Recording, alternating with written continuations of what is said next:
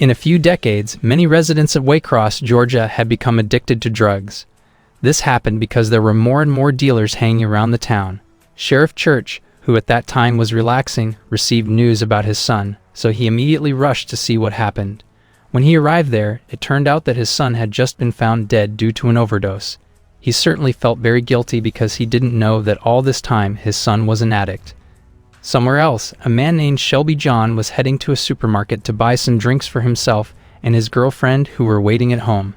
After a few minutes of riding his bike, John finally arrived home and was welcomed by his girlfriend, Ruby. They turned out to be heavy addicts. As usual, they did drugs together that night. The next morning, Ruby woke up after hearing several kids approaching the house. They turned out to be two Girl Scouts who wanted to offer cookies to her. The two seemed worried about her because she looked pale, but Ruby told them that she was fine and there was no need to worry about it. A few minutes later, Ruby and John were seen sitting on the terrace of the house. Ruby suddenly said that she wanted to live properly, get married, and have children with John, and for that they both had to stop their addiction. John said that they had tried the same thing in the past and ended up becoming more addicted to drugs, but Ruby begged, saying that this time they had to stop because she wanted to live a normal life. In the end, they both agreed to stay away from the things that had ruined their lives, even though they knew that it wouldn't be easy. They immediately threw away all their stash. In the following days, it seemed like they could still hold back the withdrawal, but after a long time, they began to feel very painful effects starting from vomiting, restlessness, convulsions, depression, and feelings of wanting to end their lives. They continued to feel suffering every day, but their determination was so great, and they persisted in stopping their addiction. One day, Ruby, who felt she couldn't take it anymore, planned to buy the drugs, but fortunately, John immediately stopped her and reminded her about their goal of getting married and having children.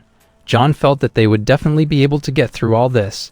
Long story short, they managed to get through all the suffering, and for the first time, Ruby came to the church to ask forgiveness for all her sins, while on the other hand, John went to a pawn shop to buy a wedding ring. After John bought the ring and was about to go home, he accidentally met a man named Elvis, a dealer who had been selling drugs to John and Ruby. He immediately offered John the goods for free, but John didn't want to accept it. He asked if John had seen other dealers, but John explained that he and Ruby had stopped and asked Elvis to stay away from him and his girlfriend. Somewhere else, a man who had been controlling drug dealers all over the town was seen. He is Coyote. He didn't hesitate to kill one of his men who was caught stealing drugs from him. That night, John and Ruby were very happy after managing to get rid of their addiction. They planned to go to Ruby's family's house to tell them that they were going to get married. 2 days later, they went to Ruby's family house. On the way, the two ran into Sheriff Church. It turned out that Sheriff Church had known John for a long time. He was told that John and Ruby would soon get married. Hearing this, he looked happy and promised that he would definitely come to their wedding. In short, Ruby and John finally arrived at their destination. That day coincided with Ruby's nephew's birthday. Both were immediately welcomed by Ruby's uncle Peter. He was the one who had been supporting the family and was known as a good, responsible, and very religious person. After the birthday party, they gathered for lunch together. Ruby explained that she and John would soon get married. Hearing this, her mother was worried because she knew that both were addicts, but John immediately explained that they had both given up their addiction. He also said that he would be a good and responsible husband. The mother then approved their decision to get married. After that, Peter welcomed John to the family with a toast. In short, when Ruby and John would return home, Peter reminded John and Ruby to get closer to God so that they would always be protected and blessed.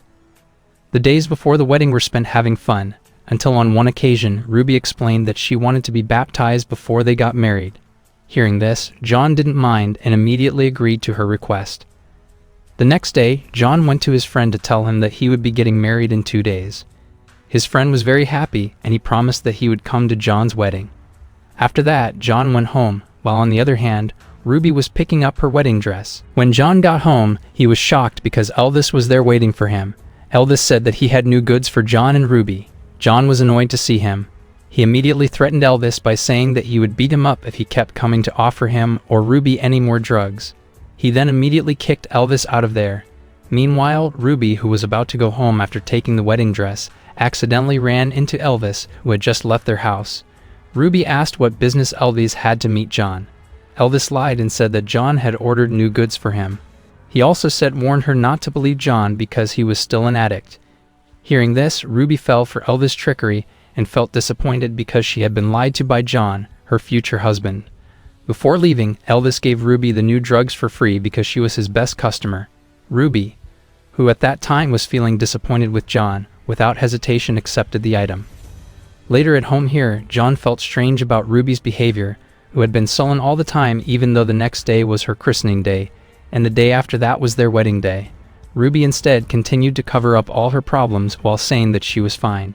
She also said that she couldn't wait to be baptized because she had wanted this for a long time.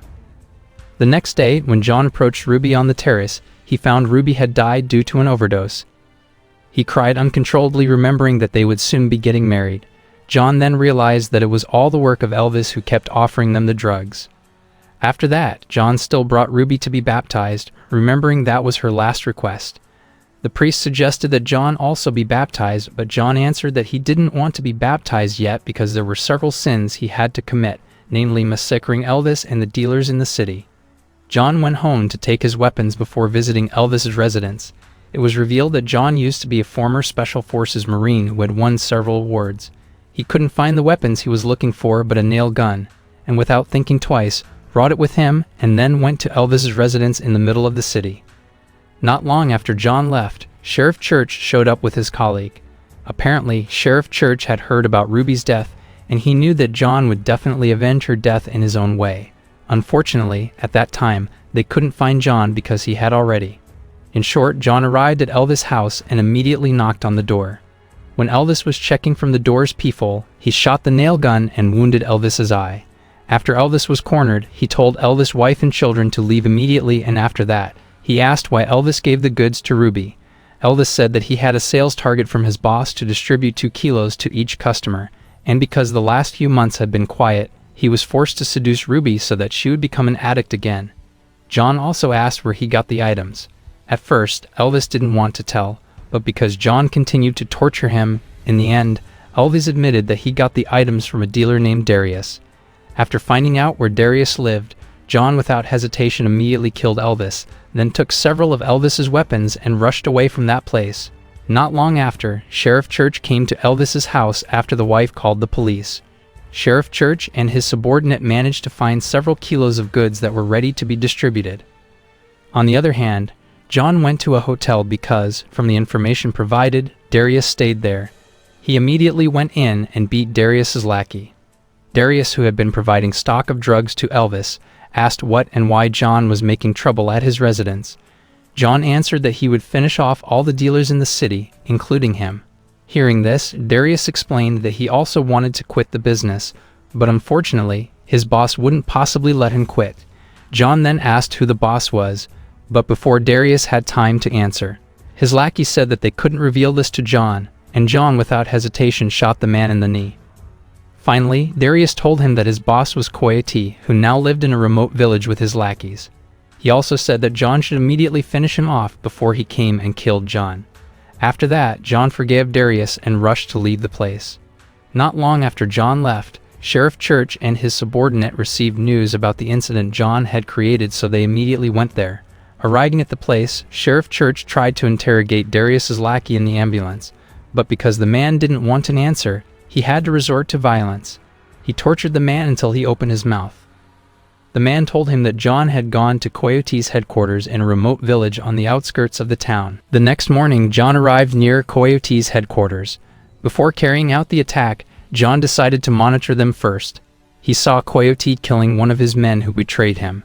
He also saw a car that was about to transport drugs to be sent to the dealers, and he decided to intercept the car when it passed the middle of the forest. He stopped the car and without hesitation killed Coyote's men. He then threw several grenades into the car and the car exploded. After that, he quietly entered Coyote's headquarters through the back and then started to slaughter each guard one by one. John was able to corner Coyote, but when he was about to finish him off, John had run out of bullets and a fistfight broke out between the two. Coyote felt that he was not strong enough to beat John, so he ran away into the forest. Meanwhile, John took the weapon that was lying around and went after Coyote. Not long after, Sheriff Church and his colleague arrived there. He was very surprised when he saw dozens of Coyote's men lying dead. Meanwhile, John was still chasing after Coyote in the forest. After a few hours of escaping from John, Coyote tried to contact his big boss, but John suddenly snatches the cell phone and was very surprised because the big boss was someone he knew. When John was about to finish off Coyote, Sheriff Church appeared. While pointing his gun here, he asked John not to shoot Coyote and to let him handle the situation. But when John let his guard down, one of Coyote's men came and shot the sheriff's subordinate. Luckily, John immediately finished him off, and for Coyote, Sheriff Church had to shoot him because he was trying to fight back. After that, they brought the sheriff's subordinate out of the forest. They met someone who happened to pass by, and John immediately asked the person for help to take the wounded sheriff to the hospital. Sheriff Church also came with her to the hospital, while John went all alone to meet the big boss. John finally met with the mastermind behind all the dealers in the city. It turned out that the person was Peter. John didn't think that Peter, who he thought was a good and religious person, was the kingpin. Peter said that he did all this for nothing but to make a living for himself and Ruby's family. Peter secretly took a gun and shot John, and a fight broke out between the two.